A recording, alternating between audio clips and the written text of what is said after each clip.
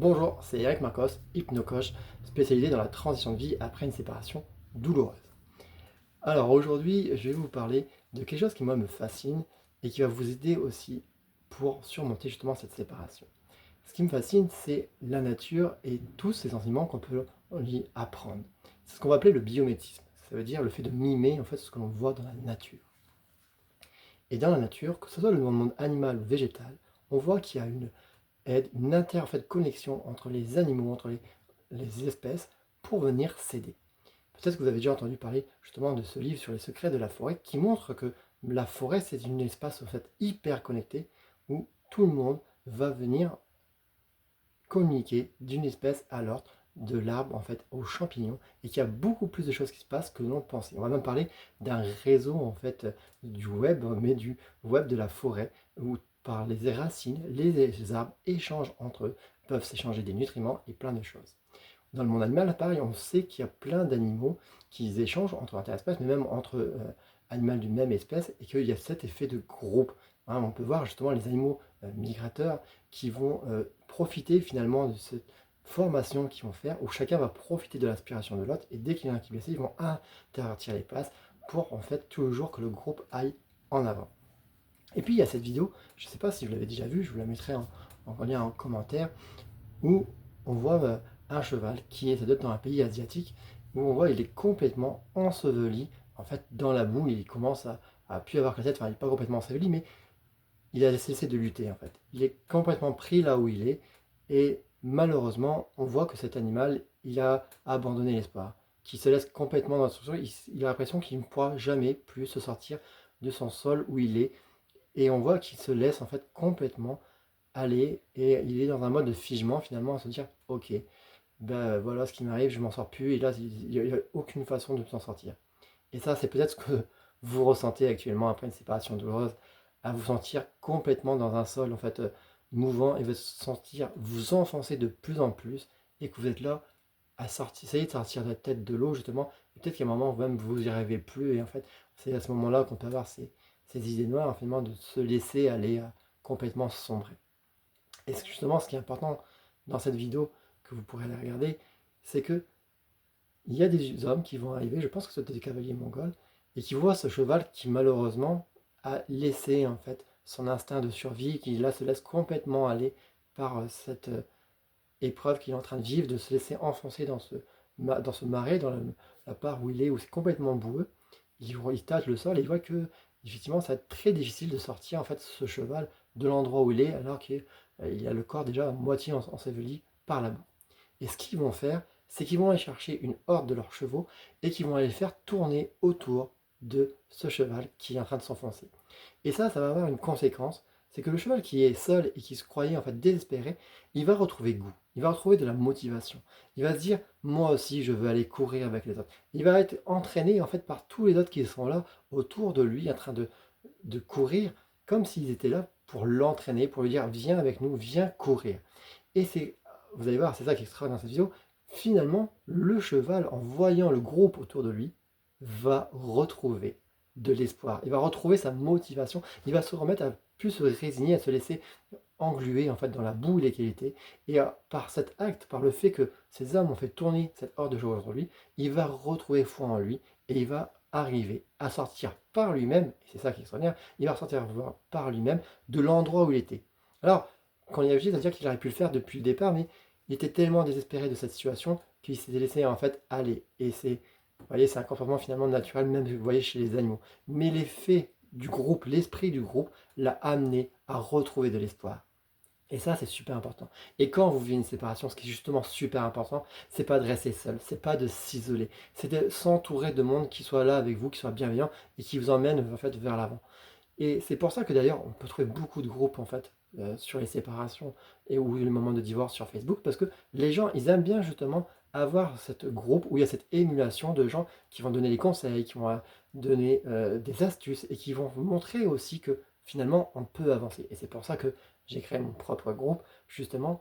Et même à l'intérieur de ceci, je vois bien, et il y a quelque chose qui est super plaisant, c'est quand je vois en fait au bout d'un moment qu'il y a des personnes qui disent, et ben voilà, c'est le temps que je quitte ce groupe. Je remercie tout le monde pour les conseils, qui me remercie aussi également, et qui Ils ont dit, oh, ce groupe a été vraiment un moment d'aide pour pouvoir sortir, avoir pris tous les conseils, pour avoir pris toutes les astuces, et avec les conseils, l'aide et l'impulsion de chacun, sortir de cette épreuve.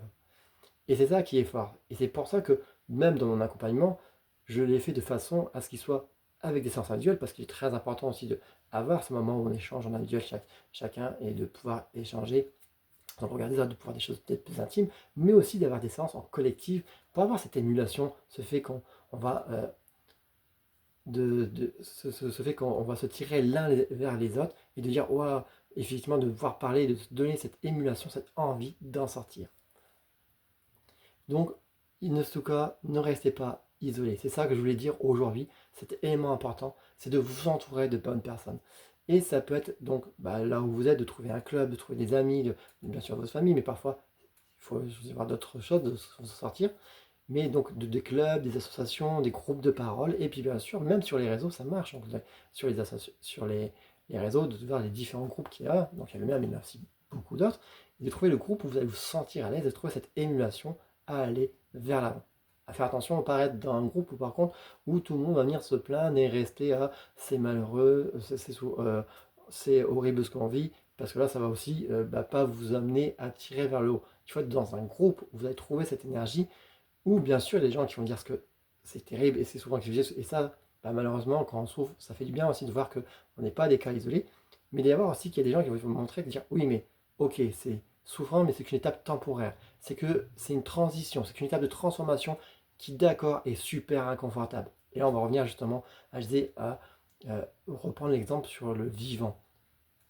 Il y a différents animaux que c'est le cas. Par exemple, ça peut être le homard. Il y a un complexe en psychologie qui s'appelle le complexe du homard. On sait que le homard, pour grandir, il doit sortir de sa carapace. À ce moment-là, il est ultra vulnérable. Et donc, il ne se sent pas bien, en fait. Il doit perdre son ancienne carapace pour pouvoir grandir. Mais à ce moment-là, c'est inconfortable pour lui. Et en plus, il est en danger. Et en plus, c'est pas agréable. Et donc, comme le homard, finalement, c'est ce que vous êtes en train de vivre là. Oui, quand on a une séparation, on doit en fait se séparer de notre ancien nous. Je pourrais prendre un exemple dans le vivant, c'est l'exemple du serpent. Le serpent, quand il mue, en fait, au moment où il arrive sur sa mue, c'est pareil, c'est très agréable pour lui. Il perd son appétit, il devient presque aveugle, et du coup, il est très irritable. Vous voyez, on peut faire des relations quand on arrive dans une transition de vie, justement, on doit changer. Hein. Vous savez, combien de gens qui n'ont plus d'appétit, qui ne savent plus. Alors, quand je dis on voit plus, c'est qu'on n'a plus cette vision de là où on va aller parce qu'on est perdu après une séparation. Et c'est parce qu'en fait, c'est une étape de transformation. Et le serpent, qu'est-ce qu'il va faire? C'est qu'au bout d'un moment, il doit venir contre des résistances, contre des rochers, pour venir se défaire de cette ancienne peau. Et c'est pas grave, il doit se frotter. Et une fois qu'il a perdu son ancienne peau, il va retrouver la vue, l'appétit. Et en fait, il n'est pas mort, il a juste grandi. Et pour vous, c'est exactement la même chose. Et c'est pour ça que le biomystique, c'est super important de comprendre que cette loi du vivant, c'est pareil pour nous dans une autre étape. J'aurais pu aussi prendre l'exemple de la chenille qui vient venir en cocon, qui n'est pas une étape agréable pour elle, pour devenir le papillon, ou la libellule, quand elle se transforme, en fait, c'est pareil, au départ, elle est ultra fragile, et quand elle sort en fait en forme de libellule, alors qu'elle va être en larve, elle doit attendre des heures avant de pouvoir s'envoler, parce que sinon, en fait, elle ne peut pas voler tout de suite. Tout ça pour montrer que la séparation, c'est un moment de transition. C'est une expérience qui est certes pas très agréable, mais qui va vous permettre de vous transformer et d'évoluer. Et dans cette période-là, il faut être en groupe. C'est important de ne pas se retrouver seul, de ne pas s'isoler pour pouvoir avancer. Alors si vous n'avez pas encore rejoint mon groupe, je vous invite à y rejoindre. Il y a quelques questionnaires à faire à l'entrée parce que je veux que ce soit un groupe intime et que les gens ne viennent pas pour n'importe quelle raison. Ce n'est pas un groupe de rencontre par exemple. Et puis, venez profiter de cet effet de groupe. Et bien si vous êtes déjà sur le groupe, c'est super.